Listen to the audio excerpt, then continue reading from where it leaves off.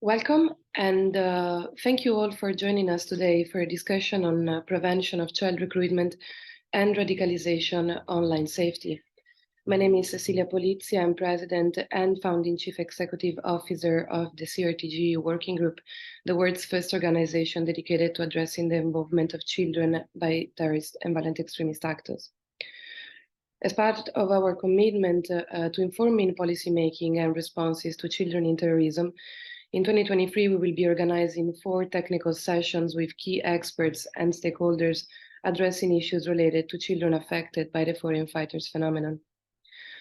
The resultant outcome of these sessions will comprise a series of recommendations encompassing crucial themes such as online safety, children in emergencies, repatriation, rehabilitation, and reintegration. I am thrilled to kick off this year-long undertaking and to be moderating this panel, which I think is going to be a very stimulating discussion of the ways in which the recruitment, use, and radicalization of children takes place in the digital environment, and work towards achieving our shared goal of enabling appropriate responses to the spread of violent propaganda and messaging, and also seeking to guarantee online safety and a secure online experience for children and young people. The issue of foreign terrorist fighters, as we know, has been a top priority and on the political agenda of both the European Union, its member states, and governments around the world for at least the past 5 years.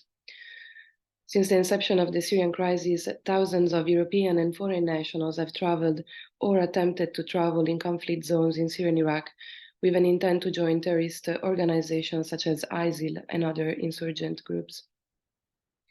Following official estimates, approximately 2,000 children were either brought by their parents to Syria, Iraq, or were born to FTF families in the region.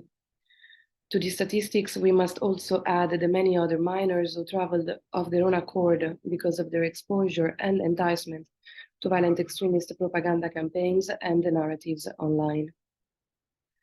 While states continue at present to experience a strong set of unprecedented challenges concerning legal, ethical, and practical questions with respect to their obligation and capabilities of handling the child returnee contingent, the use of the internet for terrorism purposes and the child recruitment and radicalizations has added new layers of complexity to addressing the involvement of children with violent extremism and calls for appropriate and coordinated responses.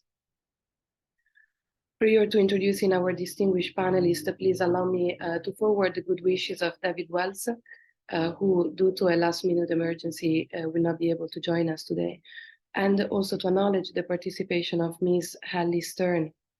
Ms. Hallie Stern is the founder and director of Mad Mirror Media, a US-based institute supporting private entities cultivating, navigating, and managing their digital environments.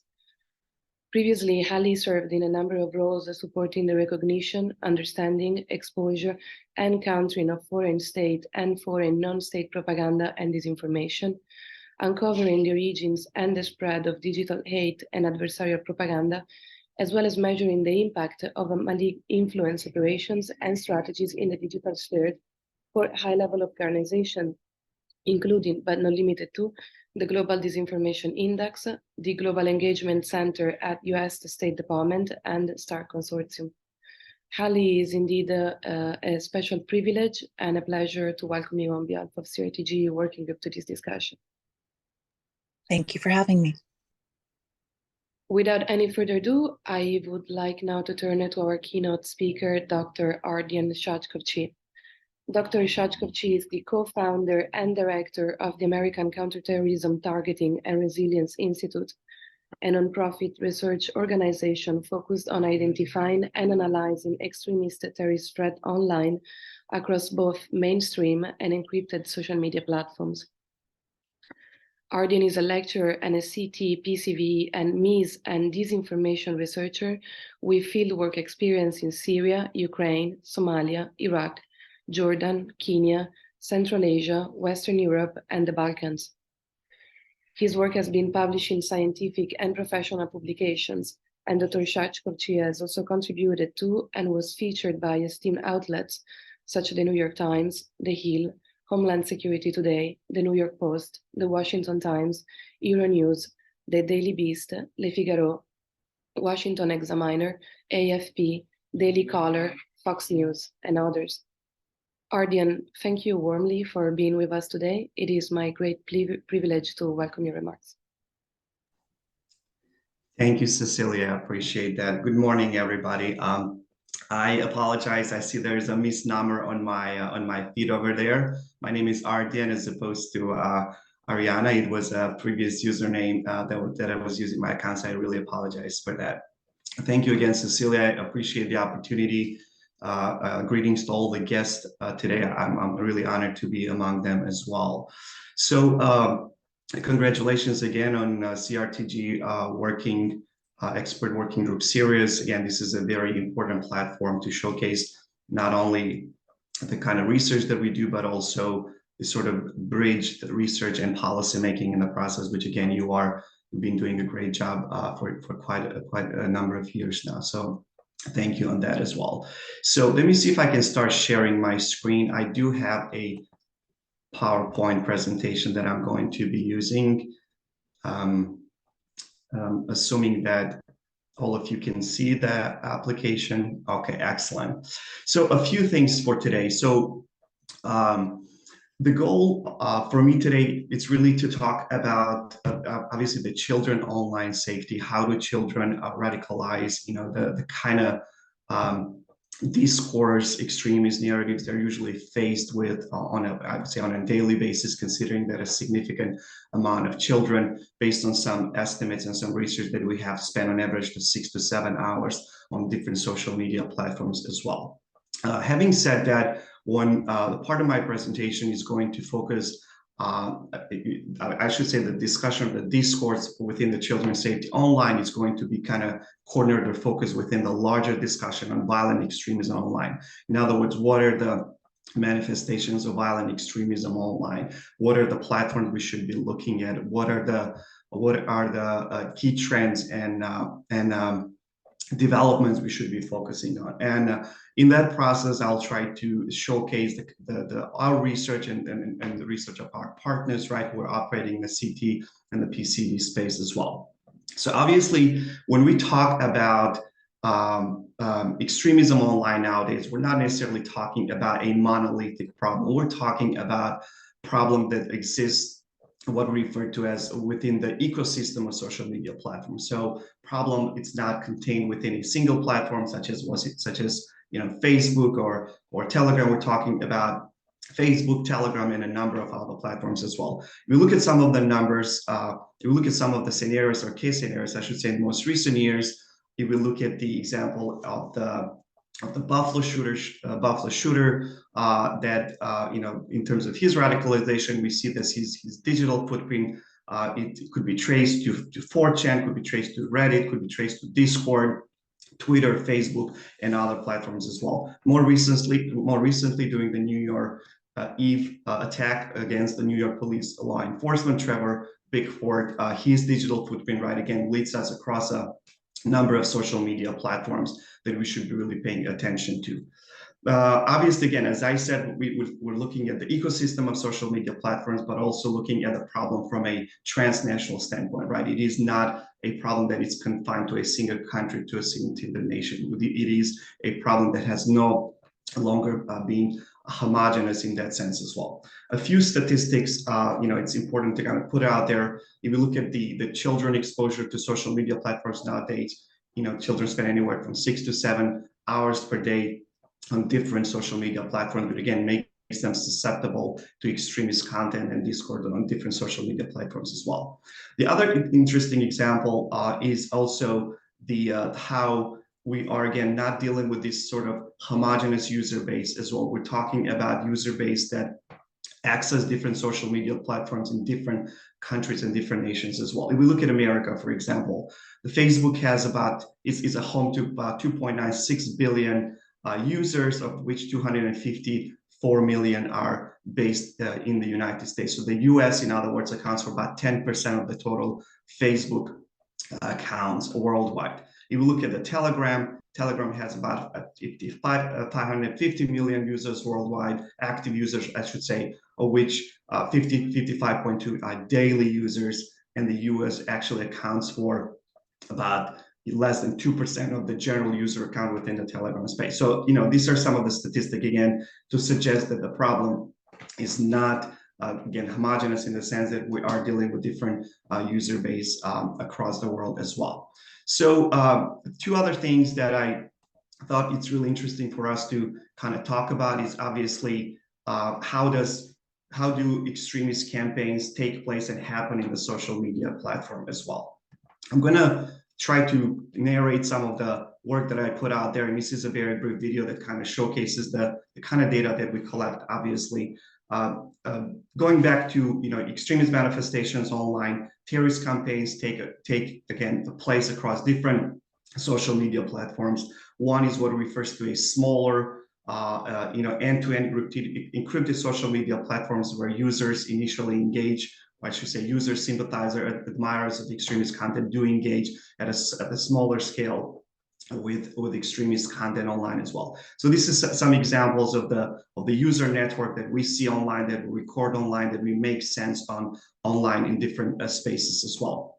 The second venue where extremist discourse happens, obviously, is in those what I would refer to as microsites or social media platforms that are being utilized as this sort of storage or repository for extremist content and terrorist content, generally speaking, as well. These are the part of these are some of the examples that I tried to put out there for us as well, that our organization has access to and controls and monitors in many ways as well. So this is an example of a website. Again, it's hidden within the Tor browser, or really, I would say, under the radar of many social media platforms, and that individuals have access to, right? So this is one example of the website that has over 17 languages, in which ISIS, Al Qaeda, ISIS-K, and other propaganda is being featured, and individuals, including vulnerable populations, have access to. This is another website where it's purported to represent or be a part of Islamic State. As you could see, we have different elements and components to the website, where we have productions associated with the organization, official institutions, state information offices that are being kept, again, as repositories of the content as well. We're talking about file sharing. We're talking about sites that are being hidden from the plain sight. We're talking about officially labeled and branded material. So this is a sample statistic that we look at one of the websites that we monitor, the ones that you saw a few minutes ago. You'll see significant amount of traffic comes from the United States, and we look at the user demographics here. We see that between 18 to 34 years old age group, it's really represented within this social media space as well. Again, so this is one of the indexes that that houses extremist content, Al-Qaeda, ISIS, and other groups as well. In these websites, we also see access to Telegram channels that are usually run by active bots, or also, again, serve as a repository of different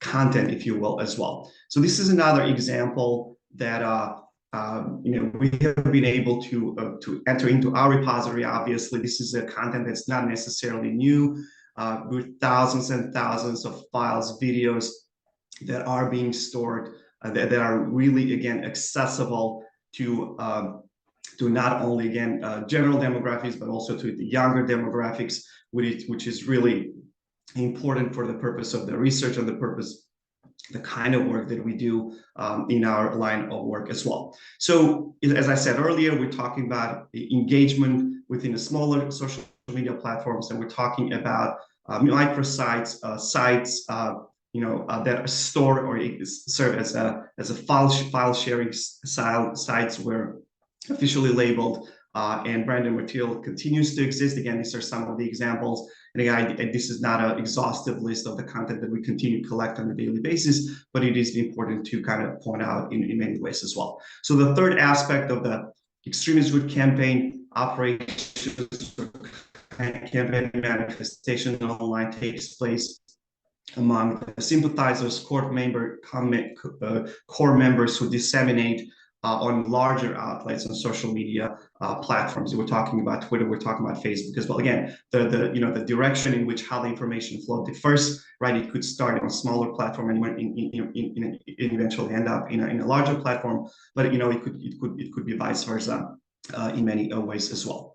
So in terms of the importance of the kind of work they're doing, I'll be more than glad to get into more details in more specifics, when you're interested as well. So obviously, looking at extremist group propaganda is really important, but also we are looking at how social media is being used for funding and coordination purposes. There's examples of that we've seen most recently, especially as it relates to fundraising efforts within certain camps in Syria that house significant number of ISIS-associated women and children being targeted in that specific area as well. In terms of data collection, what we're really interested again is what are some of the features that are really appealing to the younger generation, or that make our younger generation more susceptible to technology to begin with, and also the content as well. So one of those, obviously, we look at the bot run fake accounts that inorganically, I would say, inadvertently, directly comment, post, share content that it is not easily verifiable. It is artificial in many ways, but does stoke online debate, especially among the younger users that we have access to.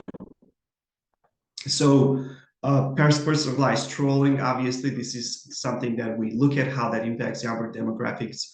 Human control versus automated accounts. Obviously, we have bots in many ways are human controlled, and we've seen that across different extremist groups, terrorist groups, obviously utilizing as well, versus automated accounts that they sort of serve to push out the information and then engage in what it refers to as narrowcasting at first, looking at the candidates they're looking that kind of interest them, then also swarming, focusing on certain candidates, and then also engaging in grooming in that process as well. Obviously, looking at timely incident response frameworks, it's really important as well. If you look at the Christchurch attack, live streaming video, it took about social media platforms. It took about 45. I would say the efforts started at the first hour, obviously, when the video was posted, but it took significant amount of hours to take the video down. If you look at the most recent Buffalo shooter, obviously the video that was streamlined by the shooter actually was taken down within minutes. Although we see the snippets of the video still circulating in different formats online in other social media platforms as well. So again, looking at how could be the timely incident response that we could engage when, and also understand the proactive aspect of taking down the extremist content online as well. Obviously, artificial versus human intelligence, as I said, we ourselves, together with partners, we do engage in automated data processes to collect data, but also it is important, again, to appreciate the human intelligent aspect of sifting through this large and significant amount of data that we come across on a daily basis as well. Going back to importance of the work that it is needed out there, obviously looking for extremist content, whether it's for the propaganda purposes, whether it's for the purpose of fundraising or coordinating the terrorist attacks. We're also looking at this sort of the individual user accounts, but the cluster of accounts and how they interact with each other, whether it's Telegram or other social media platforms. How do they amplify their messages, and how we can do a better job, again, to making sense of what's happening with extremist content, especially as it pertains to the younger generation that they do have access to on a daily basis as much as adults, I would say, in many ways as well. What are some of the ways we could curb and make sense of the information that we collect? So this would be this sort of I would say the larger overview of the kind of trends that we see online and the importance of tracing that information, again, in a proactive and a timely manner. So I will stop at this point, and I'll be glad to answer any question you may have. Thank you very much, Ardian, for this remarkable presentation and insights. and for exposing the complexities of the online ecosystem in relation to violent extremism, and also the extent of the user base and demographics, as well as the diverse communication approaches that are implemented by bad actors, as well as the challenges of promptly removing violent content when addressing real-time scenarios. I would like now to turn over to the question and answer period for this expert briefing by giving the floor to Pita Lowe from ASIS Consulting and Training. Pita, the floor is yours. Thank you, Cecilia, and thank you for that wonderful presentation. It was very useful to think about the kind of data that you're collecting and what that might tell us about both the ways that actors are trying to engage young people and how young people and children are engaging with each other. I thought that was very useful information. I'm just wondering, in all that research, if you've sort of identified some of the primary ways that you think that terrorist groups are using the internet specifically to kind of recruit and radicalize children. And then what strategies do you think that we might be able to use to prevent that sort of activity? Thank you, Peter. I appreciate that. These are really good questions. So obviously the recruitment and radicalization, especially children, takes place across different venues, across different strategies, obviously, that we could probably look at. So one that I kind of tried to stress on my initial presentation are obviously the social media, right? So social media, when I say about social media, I'm talking about their ability to create fake accounts, the ability to create pages and groups, and generally use persuasive messages to recruit children in that sense as well. So within that space, obviously, talking about the content and narrative is important, but it is equally important to talk also about certain platforms or apps that do make children more susceptible to extremist content and extremist messaging as well. So if we look at, again, I don't want to generalize in terms of the social media apps. Obviously, Telegram is known to have a larger appeal, right, because of its end-to-end encryption and other encryption characteristics, and we see a lot of action happening in that space as well. But TikTok is really, and it's been a part of the larger discussion most recently as well. So obviously, TikTok is one of those platforms where I would say in terms of content, it trumps the platform's twice its size. So, when we refer to as traditionally, TikTok as traditionally seeing an app where, children dance and put their music out there. Nowadays, it's not necessarily the case. We see a lot of contentious content being pushed out there, a lot of disinformation, a lot of material that's being pushed out there. We did some work on tracing the Russian disinformation on TikTok and some other platforms as well. And we see again how Russian disinformation vis-a-vis the Ukraine war was really prevalent on TikTok, precisely because we're dealing with a younger demographics that do not necessarily have the intellect, if you will, again, rightly so, to dissect, right, the contentious social political issues as they unfold in the Ukraine crisis as well. And also, obviously, I would say, we argue sometimes that actually Ukraine, or the crisis in Ukraine, as unfortunate as it is, it has amplified the impact of an app, right, to the extent we know nowadays. That's why we have so much significant, I would say, billions of hashtags that carry the name Ukraine or Ukraine war that are being put out there on TikTok as well. Secondly, obviously, there are other app features, right, that make it within the TikTok space, that make it more susceptible to misinformation, disinformation, extremist narratives as well. For example, videos may be very easily uploaded without necessarily attributing its origin, where you got that video, where that video came from, which again makes it difficult for us when it comes to fact checking, right, looking at the source, looking at the other identifiable information within that space as well. Content that is mostly posted under different pseudonyms.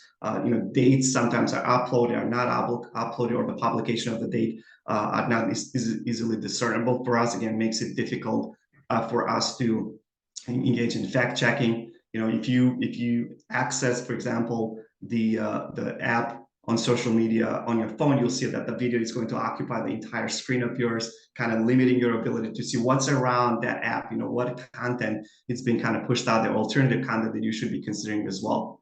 If we compare it to, for example, Facebook, we know that Facebook had, in terms of news speed, of course, it wasn't initially the case, but in most recent years, we know that a lot of recommendations in our newsfeed come based on what our friends, what our immediate network uses. So it is very chronological, and it's based on what our friends and others are using as well. If you look at the Telegram, if you look at the TikTok, it is mostly focused on, I would say, artificial intelligence, where in many ways, the algorithms, which are really determined to explore the cognitive biases and also the polarization content to increase engagement as well, right? Which again, we cannot necessarily say it is really confined to TikTok, but it is the more of a case as we see in the TikTok space as well. So obviously, as I said, online forums and chat forums, online gaming, right? I would really and highly recommend,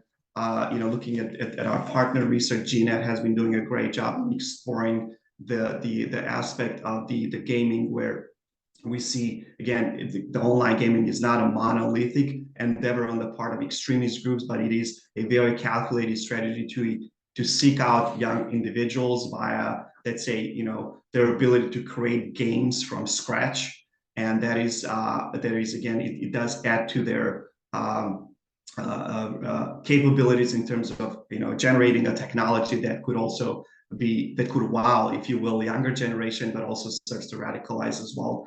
The ability to imply these sort of cultural references and mimic certain features within certain video games. We know that the Christchurch shooter, and we also know the El Paso shooter also made references to certain gaming elements or designs, while they live stream their attacks as well. So again, that is very appealing as well. Obviously, the gaming chat features that are very useful for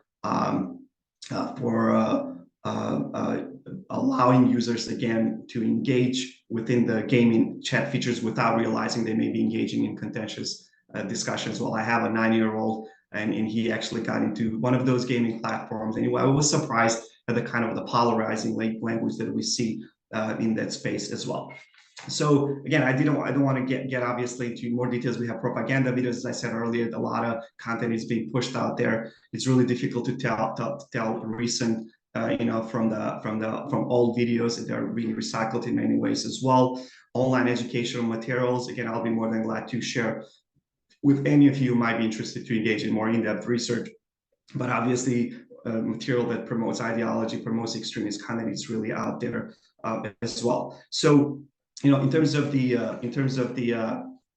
what could be done better, obviously, it is important to point out the role of, obviously, the government in creating laws and policies, or at least informing laws and policies that could keep younger generations more, I would say, safe online as well. Tech companies have more responsibility, obviously, whether it be through direct human intelligence or very artificial intelligence, to better mitigate or better mitigate the risks of potential harm on social media platforms as well. So again, it is a more of an all-encompassing role that includes many actors as well. Again, I'll be more than glad to answer if it need be in more details as to the specifics of certain websites and certain platforms, if you will, as well. But thank you for the question. Thank you for the answer. And I think it's raised a number of important issues, not just about the kinds of platforms, but also the content that's being shared on those different platforms as well. Gaming platforms is one that you talked about, which I think is really important to think about how messages are shared in those platforms that many young people are playing just as part of their life. I'm wondering if you have any thoughts about whether or not, given all of that context, child protection is actually really possible in the digital environment. And I'm really interested in what strategy, and also who should be involved. Is there a role for government, tech companies, civil society? how does that look? What does child protection in the digital environment look like in regards to terrorist groups using the internet? Yeah, it is a great question. So again, I'll try to limit my answers to the kind of data and credentials that I have in the space without necessarily morphing into the policy level. Again, it's a more complicated thing because, as you know, policies many a times lag vis-a-vis technological development. So it is very reactive in that sense as well. So, but what we see based on the research and the kind of work that we do online. Obviously, from a if we were to utilize different units of analysis, I would say at a very fundamental, at a very incremental level would be families, right? They do have very important role to play in terms of educating their children on as to the kind of content that they should be worried about or should be curious about, right? If for the lack of the better word, when it comes to the online social media space as well. Now, obviously, I would say,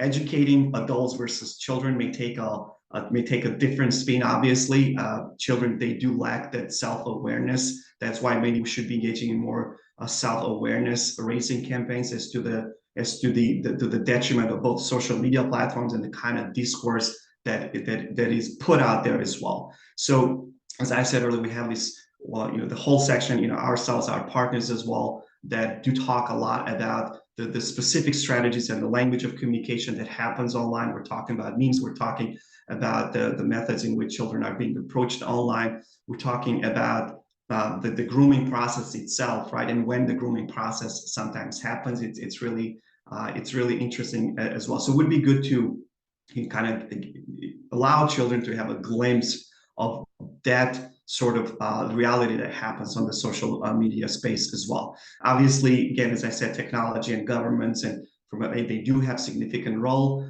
but what we see in our line of work, technology alone, it's not sufficient, again, to proactively seek this kind of content, proactively label this content. The Tech Against Terrorism and other organizations have been doing, again, a great job in creating hashes, if you will, of this content and sharing across platforms that would be more vulnerable and would be one way to identify in a real time all this content that's out there. But again, children, they cannot tell the difference between a content that it's really alluring in terms of content, but the one that does have this sort of radicalizing factor in many ways as well. So again, I wouldn't say the right way would be to reinforce extremist content or expose children to extremist content and tell them, but also engage in more self-awareness raising campaigns to the extent they do understand the kind of content they're engaged with on a daily basis,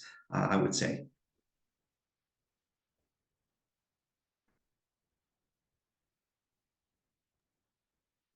Thank you very much, Pita and Ardian. I see that Hallie has a comment. Hallie, the floor is yours. Hi, everyone. I'm Hallie. I want to speak on your question a little bit from what I've observed from what terrorist organizations are doing to recruit children online. They have a business plan and a marketing plan to use the algorithm to specifically target individuals within 2 and 3 degrees of separation within their networks using ad tech. So we talk a lot about moderating stories, labeling stories, and it eventually becomes a game of whack-a-mole. You can't take down every piece of content. And what I tell my students in my class here is that if you were seeing the story, it is too late. You were already at the end of the funnel. I think that looking at policies and strategies to mitigate what kind of data is collected on specific individuals and specific areas and how that data is used across different platforms. Another thing I tell my students is it's not Facebook, Google, Telegram, Instagram that's the problem. It's how connected these platforms are to everything else, right? So it's the algorithm within the platforms that propagate across everything. The issue with TikTok isn't the stories that we're seeing, it's the permissions you give it to access everything else in your phone and collect that data and your contacts, and which turn that data and those contacts are used to feed the ad tech economy and then retarget specific information to individuals based on that data that's been collected. So when we talk about moderating content or coming up with policies, here in the United States, obviously, we're going to get a lot of pushback with freedom of speech and who moderates the story. And I want to say that it's not about the story, it's about the data. I look at disinformation and propagation as a cybersecurity issue, as a data security issue, and as an information security issue. If we can create policies, laws, and initiatives that limit the kind of data that is collected on children, that is then specifically retargeted to their friends and family within their networks, I think that potentially could create a big help. If you look at like influence infrastructure, we're more likely to be influenced not necessarily by a random video that we see, but by a friend or a family member who likes a video that we see that then gets pushed into our news feed. And so if we're able to stop that at its root, well, who is in this direct network? What are they engaging with? And how is this data being collected and used to retarget? And then how is ISIS, for example, using that data to push that content out to specific individuals? How are they hyper-targeting using that data? One experiment I did when I was with the Global Disinformation Index was to create a data pattern and see if I could get white supremacist content to follow me across the web. And it worked. You go and you click on, I mean, to this day, my NYU email address, when I look up the news, I'm getting pretty awful content. But if you go and you start to look at certain materials, certain websites, doesn't matter what website it is, and then you go click on like an ad to buy shoes, and then you go back, you're going to start to see those things intertwine and connect with each other. So looking at what's knowable about you, looking at your pattern of life, knowing what is being used to target, I think, and taking a technical perspective on these policies would be my recommendation to approach policymakers and taking legal action against recruitment of children. Thank you, Hallie. I think that's a really important point. It kind of goes to some of my other questions around like, what do we actually do in this space in terms of legislation? How do we legislate against it? And I think you raise a really interesting kind of point about, well, we can't really legislate our way out of it. It's kind of really tricky to just look at, let's just stop people from putting content up that might be harmful. Let's look at other ways around it. But I do wonder then, well, what is our measurement of success? How do we know when we're actually making a change to this? How do we know when we're actually gaining ground in terms of the ability for terrorist organizations to recruit young people online? What does success look like in this space? Yeah, well, that's a difficult question, obviously. So I guess success would be getting some of the algorithmic patterns to change, right? So in 2016, Facebook, Google, and all these other platforms changed the algorithm specifically to create an echo chamber within your specific network. I was at a meeting at Google headquarters 2 weeks ago, and their algorithm currently is based on human ranking and who humans are interacting with specifically to show them the content that will resonate with them the most. And while that's good in terms of marketing and ad tech, it's terrible in terms of if you're a member of ISIS and you're creating like a shell marketing page or a company to push out information, that's the same algorithm that's being gamed to target. So I think success would be changing, like, back to before, changing what data is collected across telemetrics, across cell phones, across other applications that feed what specific applications are using to propagate that information. But, I think it is a discussion for, trust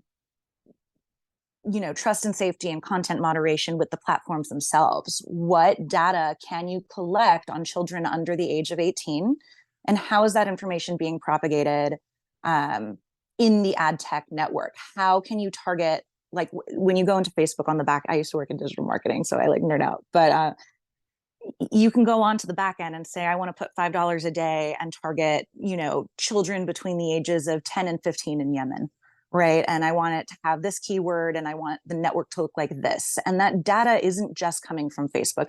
It's connected to everything else the kid is connected to, including their parents, including the society that they're in. I think having that discussion and legislating what can networks collect on kids to then push into their ad tech environment, which is how they make money. It is a pay-to-play game. I don't know what the metric specifically looks like to say we've won, but I think having that legal discussion of like, we're not moderating content, we're moderating data collection. Thank you very much to you all for such an enriching segment. Ardian, if you'd like to answer to that. Yeah, just very briefly. I apologize to Mr. Sotomayor. I'll do this very quickly. So, yeah, I do agree with what Ms. Stern said. Obviously, it is really a tall order when it comes to measuring the effectiveness of any kind of online counterterrorism or PCV efforts online as well.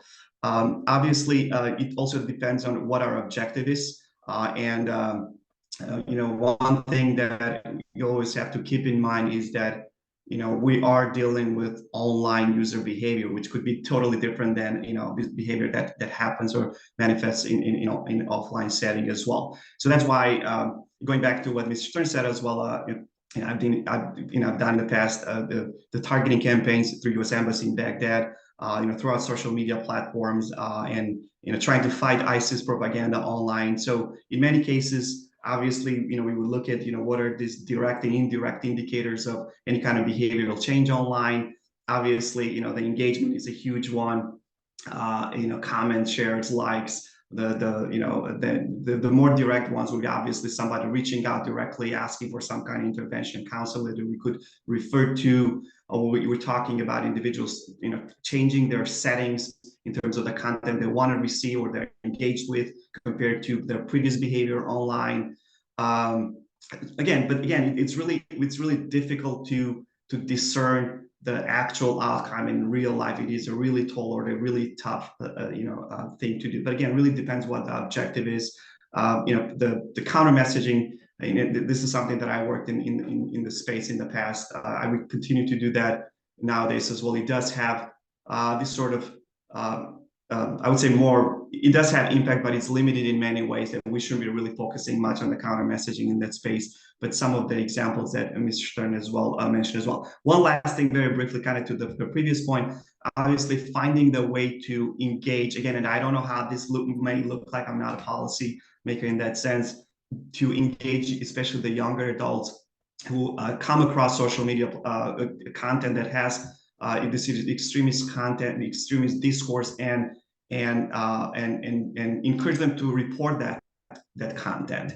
And you know, the younger generation is really reluctant to report that kind of content. So finding the right referral mechanism to encourage that kind of it's important. And we've seen in some of the previous cases where, again, we had digital footprint of, you know, some of the shooters hiding in the plain sight, where many had come across or had engaged with, but it was not necessarily reported as many would have wished in retrospect, right? So finding that would be very important. So yeah, thank you so much for your time. Thank you very much, Ardian. I see you, Guillaume. Please allow me a brief follow-up with Ardian and Hallie as well, because it directly refers to what Hallie was mentioning with respect to the data that is being collected and what is the role of tech companies in this sector, as well as governments. You as well, Ardian, in your presentation have highlighted the diversity of strategies that actors and platforms targeting children online. And I think that in the PCV industry, there is a tendency to find a one-size-fits-all approach to violent extremism issue. And I think this is perhaps relevant also in the framework of our conversation with respect to the backlash against large tech companies and the extent to which the public, to the extent to which this has proven, in fact, to be effective. And I wanted to ask this to you, Ardian, but Hallie, if you want to answer as well afterwards. To what extent do you believe that the backlash has effectively contributed to preventing the use of the internet for terrorism purposes and the child radicalization? And conversely, and perhaps more generally, to what extent have policies and practices by nation state resulted in unintended consequences, including restriction of free speech and increased government surveillance? Thank you. So I'll take aim at this one. So it is, again, it's really interesting question, and obviously, any kind of increased regulation and oversight that we see, at any kind of policy level, does lead to more regulatory scrutiny and also oversight, and we've seen that happen with the technology space as well. And what we see more of, I would say, reaction or positive results in terms of privacy and data protection. But also their tech ability to more effectively, whether it's through their AI and human-led or combination of both, to engage in curbing the content that we consider extremist online as well. Obviously, again, in this sense, I would say, based on what I see and based on some of the policies and laws that have been enacted at both government and non-governmental level as well, we see that increased regulation and oversight can lead to positive outcomes as well. So, going back to the, what are some of the more the direct impact of those, tech clashes, as you refer to as well, obviously, is that we tend to see more, not to the extent we would want it, but we see more stricter content moderation policies that are, again, that are being enacted online in many spaces as well. But also, there's more that could be done, right? Again, going back to curbing the extremist content, obviously, it's important. One thing that kind of stood out to me, and this is something that I'd say it's more of a more recent development, is that we know that social media companies, they do put out their own terms of service, obviously, basically stipulating user behavior, but also technologies, rights, responsibilities, commitments, and duties online as well, which is good as well. But most recently, we have, all the terms of service, again, could serve to strengthen child safety online, which is really good as well. But we also see most recently some developments that they're referred to as a Fediverse or Fediverse. Mastodon is one of those platforms where we see more of a community-owned, decentralized, ad-free content that are being contained within servers, moderated obviously by human administrators, but they do set their own terms of service. Obviously, this decentralized aspect of Fediverse, in that sense, could be a good thing, right? But also could be a problematic in terms of complexities that can add to what each individual platform can attain or could sustain in terms of the content that's being pushed on that platforms as well. So these are a few things. Again, there's some very general observations. In terms of technology, we'll be more than glad to talk about that. Obviously, a lot of that information is not publicly available, but it's a lot, as Holly and as Ms. Stern as well mentioned, great progress is being done. If I might add to that, if that's okay. Certainly, please go ahead. Yeah, so I mean, the United States, we have like Section 230 of the Communication Decency Act, right? I know that overseas you have GDPR, which limits certain data usage. Section 230 has had a lot of pushback because a lot of the platforms are pay to play. They make money through their networks, and if they're held responsible for content on their platform or trafficking on their platform or recruitment on their platform, then they will lose a lot of money and likely be shut down. In the United States, there's yet to be a proposed policy option that is on par to Section 230 that both incentivizes the platforms to look out for this content and be careful about what is happening on their platforms, and also doesn't punish them so significantly that they lose all of their money, which I think is a big problem over here. I know that there are stricter rules in Europe. But as far as creating those kinds of policies for incentivization for the tech platforms, because they are privately owned organizations, or some of them have gone public, but because they get to set their own terms of service, it's really hard for a government to come in and regulate what those terms of service are going to be. So unless there are catch-all policies that both incentivize like child protection and decentivize push back against any policy that goes against their ability to make money off of the data that they are collecting. I just wanted to, I mean, like there are trust and I'm part of the Integrity Institute. It is all trust and safety workers from the major platforms, but oftentimes there are so many people and so much nuance that it's just so hard to moderate that content without blanket policies. That's all. Thank you very much, Ardian and Hallie. Guillaume, the floor is yours.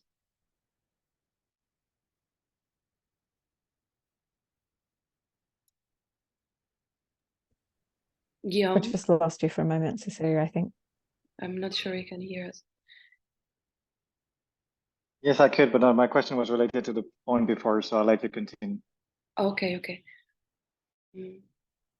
Okay, since we are discussing potential for policy in providing effective responses, I would have a follow-up question that regards the capacity that policymakers can have in ensuring that the children who have been radicalized online can in fact afford appropriate support and intervention measures.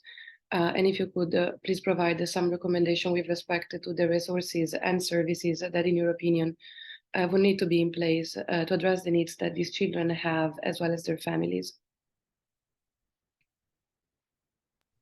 Is that I'm sorry, I missed the first part. Who is that question directed to? Ardian first, and then Hallie, if you want to follow up as well, the floor will be yours also.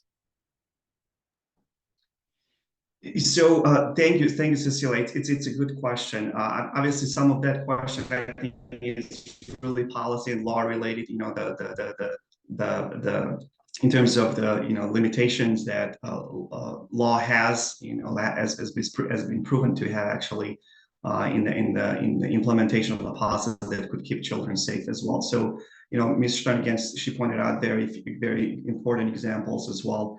Again, we do have this sort of, it's really difficult to mimic the sort of policies and regulations that have been enacted, let's say in European context and implemented in the United States, precisely because there are a lot of statutory differences with other countries, but also, I would say, constitutional differences, compared to the United States, and make it really difficult to, I would say, impossible in many ways to implement policies that could, again, directly have impact on child safety as well. So if you look at the First Amendment, obviously it does protect most speech is protected under the First Amendment, but also it's not also the ability to speak, but also the ability to receive information. The First Amendment does protect the ability to receive information. So the children and in that sense, and other adults obviously consider that, and also it is a two-way direction in terms of how data flows as well.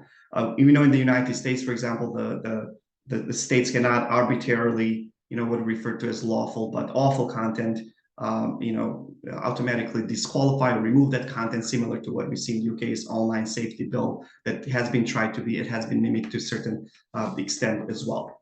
If you look at, again, I don't want to go through constitutional amendments, but if you look at some of that really apply in terms of law, you look at the Fourth Amendment, and this is something that's been cited by policymakers.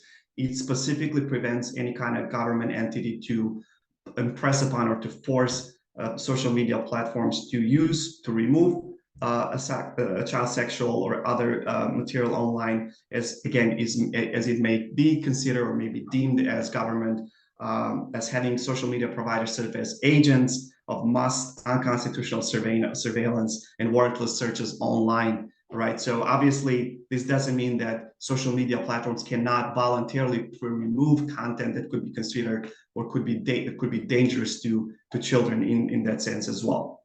Ms. Stern also mentioned a great example of how we sort of lack this sort of general framework or laws that guide the federal privacy laws. We mentioned the GDPR, obviously, the General Data Protection Regulation that's within a European context as well. Although, for example, some states like California that I know, they do have this sort of incrementally have adopted parts of the GDPR that Europe has as well, but also again would be really erroneous to, let's say, accept from social media providers to take down the content or to verify age of the young people without having this sort of GDPR of our, or the version of our GDPR here in the United States that would secure, that would allow for the data protection when it comes in that sense as well. Obviously, encryption is another one. Encryption, it's a double-edged sword. Obviously, we utilize that and it does serve to keep children safe in many ways. It keeps them safe in terms of harassment, hackers, and any kind of adversaries that are aiming at children and children's safety online. We do, unfortunately, we see also encryption being utilized by extremism terrorist groups as well, and also posing restriction and limitations on the law enforcement ability to access information that may be detrimental to children's safety online as well. So again, it's a really complex blend of laws and regulations coupled with constitutional restrictions that make it really difficult as well. But one thing, again, as a general recommendation, and with, again, based on what I see, we have to bridge data with, I should say, data science with policy making. Ms. Stern should give really great examples of how that looks like in terms of algorithm, and what's being done in terms of trends that we see. And also, again, once we convey that information, find the appropriate qualified individuals in terms of counseling, in terms of their psychological expertise to deal with those vulnerable ones we identified. Yes, thank you very much. Ardian, Hallie, please.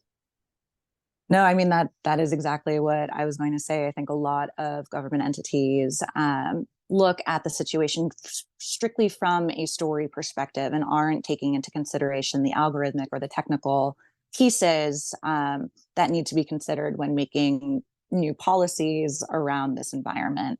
And I agree, getting the appropriate people to come in who understand how the environment works to then be able to legislate new policies around that kind of content moderation, instead of from like this story is bad, let's take it down perspective, but from this is how the whole ecosystem works and this is what we need to regulate.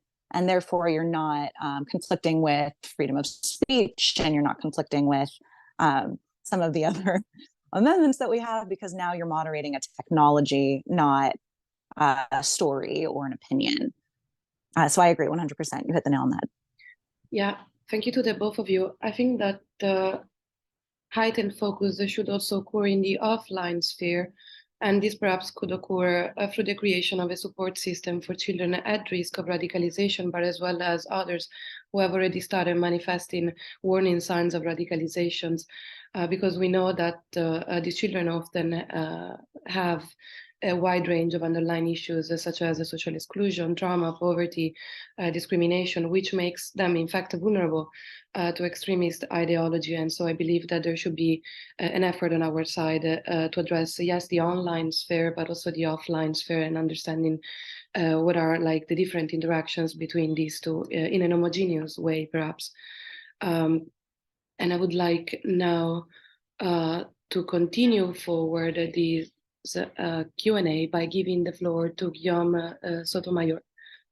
Guillaume, the floor is yours. Thank you, Cecilia. I hope that the connection will be sufficient. Sorry if it's not. Thank you again, dear Ariana, for your good intervention.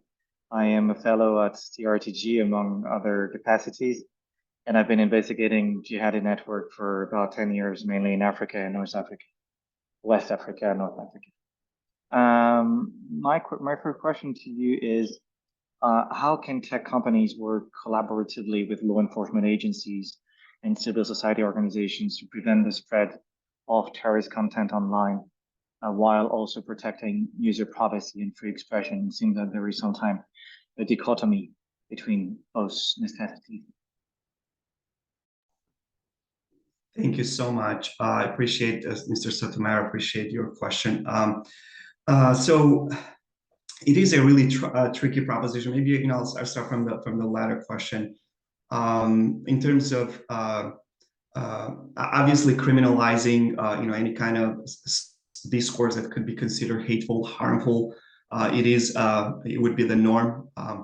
Again, the manifestation of what how that would look like. It is really a matter of policy, and it's really difficult to kind of make sense from that standpoint as well. We have a number of laws and legislations, if I'm not wrong. I think I have one here. Obviously, the Kids Online Safety Act. I apologize. I don't know if it has been passed, but it's been debated a lot in terms of increasing the sort of the understanding of the hateful speech that happens online, but also giving more authority to parents themselves when it comes to monitoring the children behavior online and playing this sort of more proactive role in that space as well. So again, it is really, again, going back to the science of that, it is really important to be present on these social media places, on these social media sites, understand with within the clearly defined frameworks and definitions as to what hateful speech looks like it is, and have metrics to measure that. Obviously, going into arbitrarily into removing any context that we do without having this sort of definitionally defined, what is it that we're going after, and also the framework within which we can take this content down or criminalize it from a policy standpoint is really important as well. So in terms of the, obviously, tech companies, they do have their own limitations. As I said, a lot of that are law, policy, constitutionally based when it comes to sharing private data with law enforcement. Obviously, we also know the cases of limitations that are placed on law enforcement when it comes to accessing that kind of data. We do trainings with law enforcement throughout the United States, again, and they're really careful again on especially when it comes to accessing social media related information. And again, it is a really difficult, I would say, really difficult landscape to maneuver, in the absence of those clearly defined framework as to how to access the data as well. Can I quickly interject, if you don't mind? Yes, please. There is I'm partly French, and so perhaps I have a very Jacobin perspective on this, but I am quite surprised with what you're saying, to be entirely honest with you. Because from my French perspective, there is a notion of collective interest and public good, right? When it comes even to data, that should prevail, and security is among those. And when we're saying that, we're gonna ask, gently, tech companies who are not interested by public good and never will be, to voluntarily collaborate on, as Hallie rightfully mentioned, on going against their business model, that's never going to happen. And it is, again, something that it is a very simplistic, perhaps, way of putting it, but it is also a very simplistic reality. And I feel, and would like to get your opinion on that, that right now, if I summarize things from what I have observed in the past years, we either are opting for a mass surveillance model, when it comes to try to regulate how tech companies are gonna give information, how are they actually gonna enforce legislation, because it's something that I haven't heard much. Sometimes realities are very simple. There is a lot of legislation already in place, and it is more a question of not inventing legislation, but actually implementing it and enforcing it, right? So the question is perhaps public resources allocated to those issues. That's one. And second, again, is which model would you like to put in when it comes to having a balanced relationship between the state, between the public, between collective good and tech companies' interests. And again, so what is there perhaps a third way between a libertarian free will, market is good, market will self-regulate American way of things, or Anglo-Saxon, let's say, and a mass surveillance model, which also has been present in the Anglo-Saxon system. That is there perhaps a third way in this relationship that could be a best practice or a strategy to prevent terrorist use of the internet? Thank you, Ms. Sotomayor. So I'll defer to Ms. Stern the second question, from a policy standpoint. So, but very briefly, very good observation on your end, right? In terms of the limitations when it comes to accessing data from a law enforcement standpoint. And I do understand the European model. I worked in, done work in Belgium, done work some other European places as well. So I do understand the European model. It makes sense for the European context in many ways as well. So just to be, as a matter of discretion, obviously, it is not that there's no cooperation between law enforcement and social media companies, but again, there's limitations to how those data can be accessed. Obviously, law enforcement cannot just directly go and just start perusing internet looking for social media accounts unless they have a reason to, let's say, look or warrant in many cases to search certain accounts that of their interest as well. So again, there's more limitations in terms of their accessibility that under the ticking bomb kind of scenarios could be really problematic, right? So we want to make sure that they do have that kind of access as well. So yeah, I'll defer to Ms. Stern if you don't mind the second question.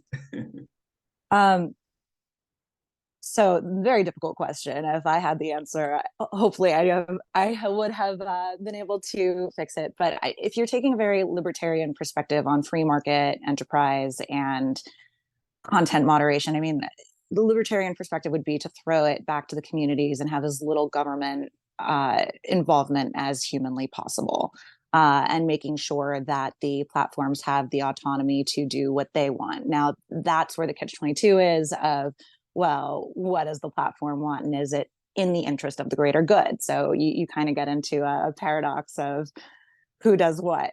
And I think, in my opinion, getting people, and again, this is just an opinion, this is based on nothing other than an observation. I think getting people from the community who are specifically interested in trust and safety and the betterment of these platforms and getting them involved with the platforms instead of just whoever gets the job, and having them go in and moderate those content policies and those trust and safety policies on behalf of the community, or even having a community run board or a community run oversight third-party panel that is able to discuss these issues and have a third party, not necessarily vote, but maybe a vote, way of saying, this is what we'd like to see in our community, this is what we'd like to see in the standards, would be how I would approach it from that perspective. Now, I'm aware that there's probably a ton of holes in this perspective, but I think creating organizations of third-party modifiers that are unrelated to the platform and don't necessarily have the interest of the platform or the government in hand, but have a general community perspective, could be an interesting way to at least mediate some of the online harms that we're seeing. Yeah, I like that. I like that answer a lot, to be honest, as a researcher, because I think that you're pointing out here something very important, and it's come back a little bit to one of the critical point I had on to one of Ariana remarks, which was the youth isn't participating much, in regulating this, but it's not its role. It's not what they've been elected for. It's not what they're being paid for. This is not, this is not their role. And there isn't many 12-year-old or 20-year-old in the American government right now. I think it's rather forced time the age. And I think that it actually is another issue. So one of the things here is we have people regulating those spaces. If we're talking just real, just for a second, right? Who are between 60 and 80-year-olds, who are also sometimes who have close interests with the tech companies, or who have a close connections, or at least a close, yeah. So the bias here is quite strong. That's why I like so much Ms. Stern point on having third parties. And I think that perhaps is one of the way that should be explored. I would be personally interested in Ms. Stern or Mr. Shajkovci, sorry, if we actually have good practices or examples around that could be inspired and that could be shared across different regions and countries that perhaps are things that you've seen in your past work, in your past in the past years that models to be inspired of.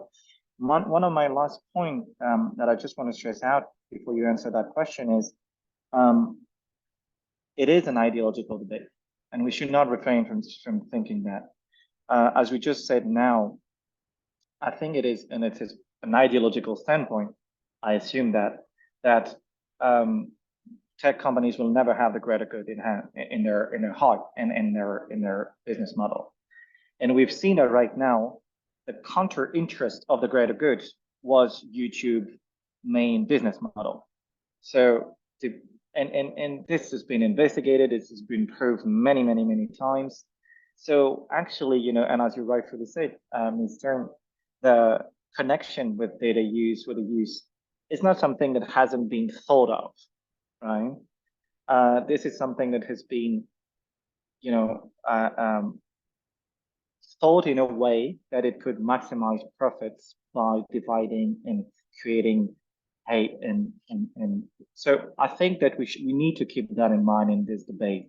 We need to keep in mind that at the end of the day, the real question is how to regulate more and better, and how to enforce those regulations to the point that, and this is my second question to you too, is so how this international cooperation or international legislation can be enhanced, right, at national and perhaps also international level, when it comes to also perhaps enforcing those legislations and those rules, in the sense, and I'm going to be voluntarily a little bit perhaps scandalous there, but why not imprison a YouTube or a Facebook, you know, CEO or director, if it can be proved that the model that had actually been used to radicalize children and has had its consequence, because it actually costs human life at the end of the day. It's not a business thing. So that is the two questions to summarize it. Have you seen good practices that can be replicated? And second, what can be done perhaps to enhance the prevention of the spread of online radicalization at international level? Thank you. Great many points as well. So you know, to your last question, if you will, I'd really encourage you. Maybe you have, but there's some pending cases that in the United States courtrooms were you know, based on Section 230 and other applicable laws. They're trying to kind of seek more accountability when it comes to social media platforms, the kind of content that they put out there, and how that impacts individuals in real life. One example was there was a family that there was a girl that was killed in Europe recently, and they're suing one of the social media platforms because the content was shared by the perpetrator and was promoting in that platform. They want to hold the platform accountable for the account. So again, it is a matter of debate. You know, our Supreme Court justices have opined that, you know, I think, you know, the constitutional protections or legislative protections that Ms. Stern talked about that are in place, but we could do better than that, right? We could seek more accountability from social media platforms. This will not suffice. This is not enough. The protection is not enough. And what that alternative would look like, yeah, honestly, we don't know that at this point. We know that we have some legislations. Again, I would encourage you to look at Kids Online Safety Act. It's still being debated. You know, I hope it is not. I'm not sure if it has passed, but to my knowledge, again, don't quote me on that. It has not. It does talk. It does set a precedent again in terms of requirement that are posed against social media platforms, but also in terms of giving more leverage to parents when it comes to safeguarding their children as well. So going back to the models, right? Obviously, going and seeking accountability from social media platforms is really important. But also we have to, again, going back to the science, what does science tell us? That we know that, and you yourself are a researcher, and I'm sure you have come across within the context of your research, is that we know that a lot of radicalization, extremism, the placement of extremist content happens not necessarily on large social media platforms, but on a small to mid-sized social media platforms. And in many cases, those who run those social media platforms, they're not aware, even in many cases, that their platforms are being exploited as well. So in terms of resources, right? So unless you're a Facebook, or if you are, the Google, if you are, one of these four giants, you can afford human expertise. You have resources to fight extremist content online to the extent you can. But think about the limitations that small to mid-sized social media companies that do carry a lot of burden, right, in terms of the content that's being exploited on their social media platform, do not necessarily have those resources, right, to fight it out in that sense as well. So again, going back to science, understanding how extremist content affects each and every platform, it's really important, right? So the mapping of the social media platform as well. I remember going back to 2014-15, when ISIS was at its peak when it comes to recruitment. Facebook was a big thing, right? A lot of action happened on Facebook, so naturally all of us flocked to Facebook, right? And then the Twitter came about, and the Twitter, but again, the landscape has changed to the extent that we need to get a better sense of where radicalization happens and how it happens across different social media platforms as well. In that sense, replicating the models, would be difficult. Again, European context may not necessarily. Again, I have some familiarity, for example, with the European context, may not necessarily be transferable to American context, and vice versa as well. But there's a common framework, right? The mold that we could apply to how we go about enforcing, right, the content moderation, how we go about enforcing the content removal online, whether how we go about doing counter messaging, how do we measure the effectiveness of the counter message, or any other metrics that we utilize to this sort of curb the extremist content online. Again, I apologize, I don't have more of a more robust answer, but a lot of these, again, it's a matter of policy and legislation that has to bring all parties together. European context, again, it's from, again, at least from a policy and law perspective, it's much easier, right, to collect data and to contain a lot of extremist content, remove them, and track them in many ways, as well as it is comparatively in the United States. And I would leave it at that. Hope, again, we hope we see more policy legislations that are allowed for more proactive this sort of endeavors to keep track of extremist discourse online. Thank you very much. Hallie, yes, please. If I might add, and this isn't a solution, it is an observation from working with my friends from the tech platforms and going to them myself. It seems that, and you touched on this just a minute ago, the different departments within Google, within Facebook, within Twitter are extremely compartmentalized. People from the trust and safety team don't necessarily communicate with the algorithmic team, who doesn't necessarily communicate with the business development team, who doesn't speak to the back-end developer team. So they're all pretty siloed in what their respective job at those specific platforms are. And it is the collective use of all of those different aspects of the platforms that are creating the problem. And so I'm wondering if it might be worth looking into the infrastructure of these tech platforms. Like, it's not just Google is bad. It's, well, what department in Google is responsible for XYZ? Who specifically made this specific thing a thing? And how can you open that communication again amongst channels? And I know that's easier said than done. And I'm sure they compartmentalize it for a very good reason. But without that collective understanding of what is going on inside of one's own platform, we're going to continue to see holes. I know people who are at the platforms who are really genuinely good people and do care about the greater good, but they're not in the department that has anything to do with policies or trust and safety or legislation or algorithmic programming.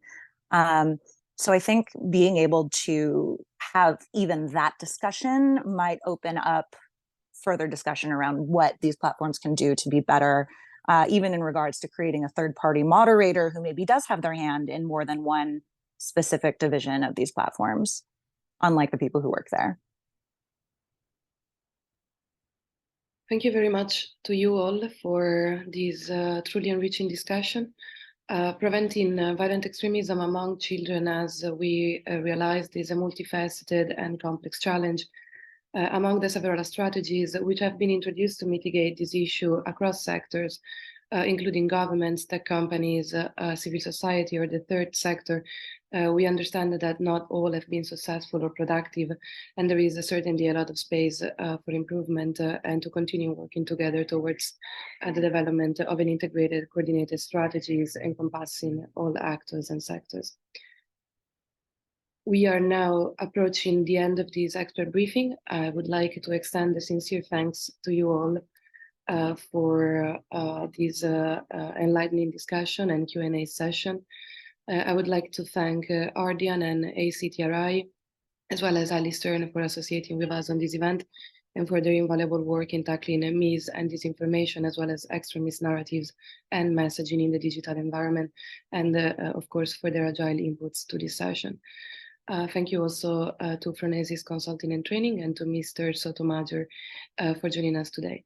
I look forward to our continued engagement, reshaping the discourse around children impacted by the foreign terrorist fighters phenomenon and guiding policymaking and the work of practitioners in this area. Thank you very much to you all. Thank you very much. Thank you. Thank you.